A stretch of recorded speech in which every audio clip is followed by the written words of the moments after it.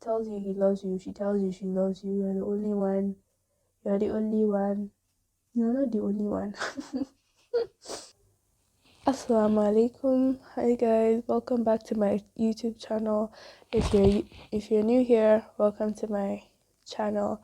My name is Maimuna Mustafa and I'm an aspiring therapist, a mental health advocate, and a software engineering student. Today we're going to be talking about something that is being taken as very crucial, but usually taken as a joke or seen as extreme in our generation. Haram relationships. What is a haram relationship and why should you be so concerned about it? A haram relationship is basically when a girl and a guy are in a relationship outside of marriage, which includes both physical and emotional intimacy, which we all know as boyfriend and girlfriend, which technically does not exist in Islam. It is strongly prohibited in Islam because a haram relationship usually leads to a horrible end. Either you get heartbroken or you get yourself into a situation where you cannot come out of. And today we're going to discuss about haram relationships, how it affects us, how to stay away from it, and if you really want to be in a relationship, how to be in a halal relationship. I'm gonna give tips for that too. So let's get into it. So there are 3 consequences I'd like to share with you guys. The first consequence is it creates distance between you and Allah. You know, anytime you do the wrong thing or you go ahead and disregard and disobey Allah, there always becomes like you always find yourself having this distance between you and the connection you have with Allah. Am I right? You suddenly stop praying. You suddenly feel too lazy to get up and read the Quran. You suddenly feel like, I'll pray it later, I'll do it later. All of these things which you were not used to doing before. I'm not saying the person you're with doesn't, even if the person you're with prioritizes Islam and he's, oh, go and pray, go and pray. So if you don't have that obedience in you, you know, it's like something you're supposed to do and not something someone tells you to do.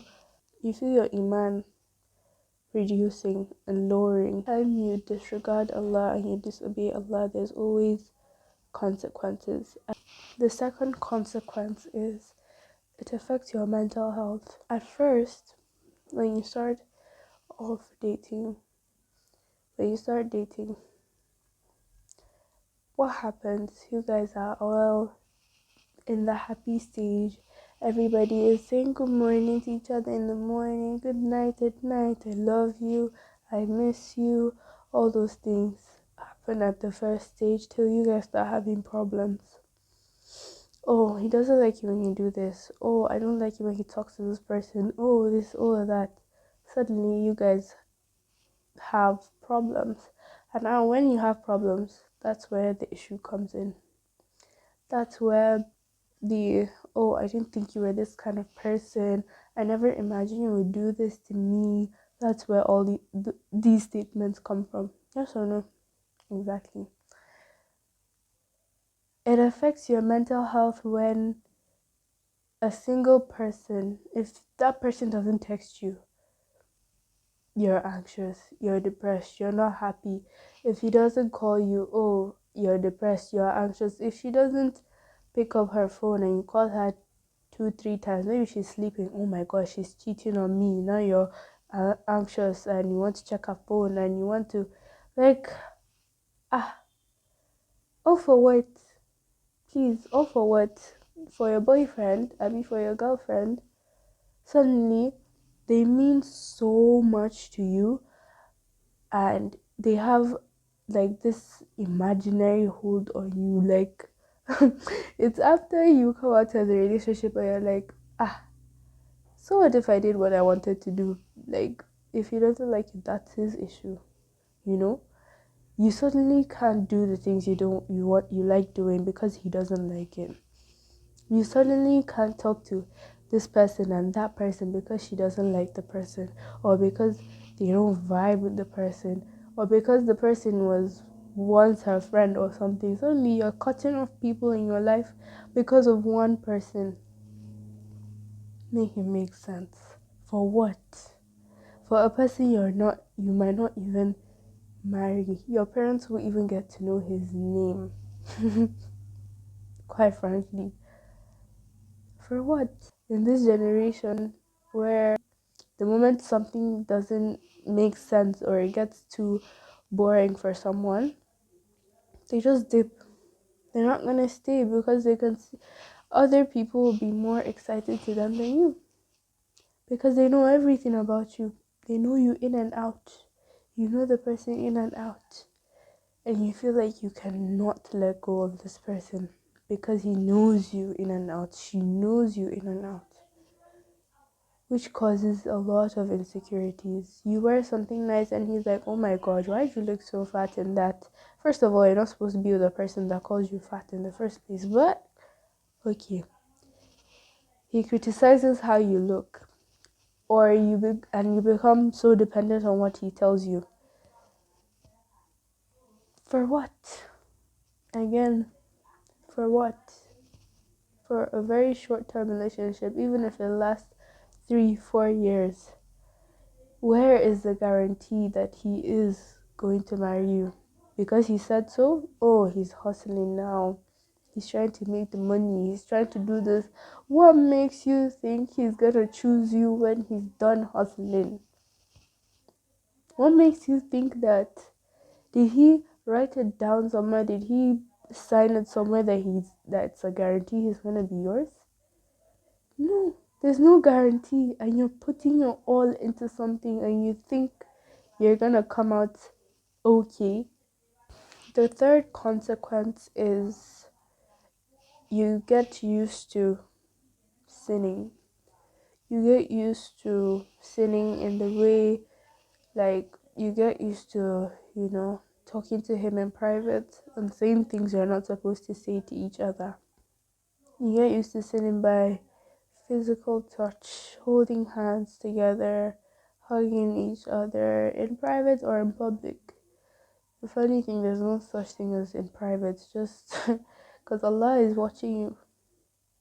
You get used to sitting on his lap, you get used to hanging out with him every day, going on dates, he feeds you. All these things are not supposed to happen because all of these things are what you do with your husband, with someone you are willing to spend the rest of your life with, not with someone that will be there for the time being, tells you he loves you, she tells you she loves you, you're the only one, you're the only one, you're not the only one. And you can avoid haram relationship in these three ways. First of all, build up a strong faith with Allah. Build up your faith. Focus on your faith. Learn how to dress modestly. Learn how to pray the proper way. Read the Quran and make your dua. And see how things would change for you. And lower your gaze. Even if you see that fine guy or fine girl, that fine guy, he has it all. He's tall, he's this, he's that. Lower your gaze, put your head down, just walk past him. Because the moment you sit down and you start admiring, then you start liking, then you want him to approach you, and then you go into all sorts of, negative thoughts which you're not supposed to go into. Same thing for the guys. You see that girl, she looks so nice, everything is given. Lower your gaze, put your head down and walk past her. Say astaghfirullah if you want to, but like walk away. Don't let yourself pause and be like, hey baby girl, can I have your number? No, just walk away. The second way you can avoid haram relationships is by prioritizing your personal goals. When you learn to focus on yourself, you wouldn't have time for any guy or any girl. You'll just be doing you. Do you get? Like focusing on making money, like focusing on becoming the best version of yourself, focusing on fixing your character. I mean, there's a lot to focus on in your life rather than a guy or a girl. Everything comes at the right time. There's always the right time for all of these things. And when your time comes to meet that special guy or special girl, it will happen like saying a joke. Sharp, sharp. And in the right way, in the halal way. When you wake up in the morning, don't pick up your phone and call any babe, please. Wake up in the morning, pray your Fajr, read the Quran, and then get into doing something that would benefit you. Be productive for once in your life, and you don't have to think about any guy or any girl. So why put that energy into someone else when you can pour all of that energy and love into yourself and grow yourself first before having to turn around and look for who to dash it to, because you're basically giving it out for free. The third way you can avoid haram relationships is by getting married. Simple and short. You like the girl, you like the guy,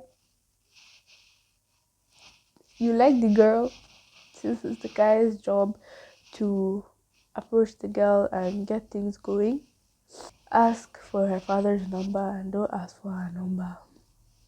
Go to her house instead of asking her to come out and meet you in your car. Speak to her older brother or her uncle or any male adult in her life that can actually help you get things going between you two.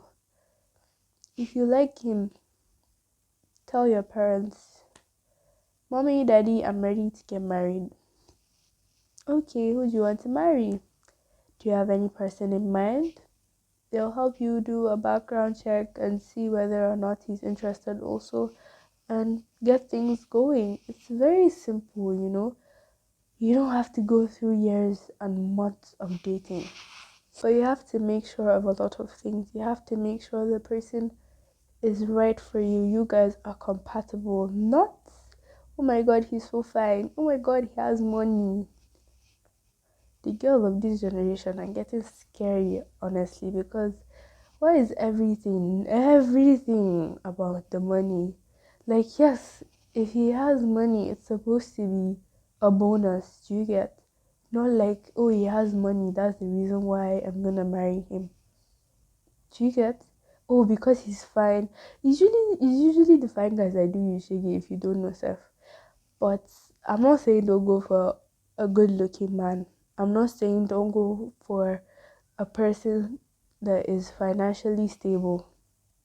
I'm not saying don't do that, but don't make those two the priority or the main thing that you're looking for when you're getting married. Think of the person's character, how they behave with their parents, with their siblings, how they behave around strangers, how they talk. Do they shout when they get angry? You know, do they actually try to figure things out, not just rush to conclusions? Is the person gentle or is he a rough person? You know, you really need to think things through. It's not just about the looks or the money or what he has or what she has. It's usually not all about that, because at the end of the day, you get married to someone and you would regret it and you would wish you never looked at him or took any of his money because he's not a good person or because she's not a good person. For what? All for what? What are you rushing? What are you rushing to, Seth? There's no need to rush. Take your time, get to know the person, but in the halal way. Don't do it through Snapchat. And lastly, I'm going to share 3 tips on how to have a halal relationship. The first tip I'm going to share is seek marriage and not dating. As I said, if you like someone, approach the person and inform your family. Make sure to inform your parents at home. Oh, for the girls, you tell your parents you're interested, you want to get married, and you have someone in mind, even though it will take a lot to actually come to your parents and say all of that, but it's better than disobeying Allah and getting him angry. And if you like her, tell your parents.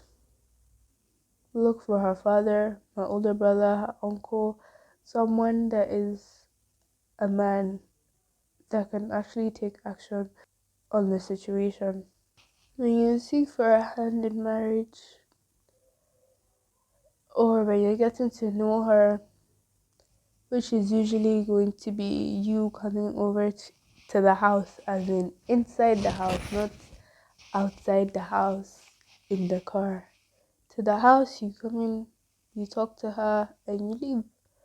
The second tip is communicate within boundaries. No meeting up in cars, people, because that's where a lot of things go wrong, whether you want to admit it or not. No cars. He wants to see you come inside the house. You want to talk to her, go into her house. And anytime you guys want to meet outside, make sure there's a third person there so that things don't get touchy-feely between you two. Always make sure there's a third person when you two are meeting. And also put boundaries on your calls and messages. Like, don't call her past 11. Don't call him past 11. By 10, 11, you guys should be done with saying anything you want to say. Like, what's the point of talking till 12, till soup? You're not letting yourself sleep. For what? What are you guys saying? Like, anything you say after 11 is usually just rubbish, and you guys are just lying to yourselves at that point, because there's nothing you can say to a person for that long. And limit interaction. Girls, it's good to be doing shakara. It's good to give space and boundaries and set ground rules. Like, let him know you're not just an anyhow babe. Give him that assurance that you're a classy girl and you're not anyhow, that you call you 1 at night and you're answering his phone call. For why? Even if you see the call, Jerry told asleep, your beauty sleep is better than answering the call and hearing him lie into your ears. Trust me, because what does he want to tell you by 1? Please. The third tip I want to share is no physical contact. Not limit, no physical contact. Hence why I said no car meetings, because usually in the car he will get to slide his finger and hold your hand and stuff like that. Any guy that comes to you and tells you after Maghrib, the person is not serious, but any guy that cannot come out to meet you with another person being there and he's telling you he's not comfortable with another person being there or making up excuses and he wants to meet up with you alone, run. Any person, any guy that compliments your body first, doesn't see anything else but oh my god, your body this, your body that, run. Any guy that is touchy, the first time you meet him and he's already shaking your hand, run. because because they're usually not the type that would stay, if you know what I mean. Even if they stay with other people, that you're surely not the person he wants to spend the rest of his life with.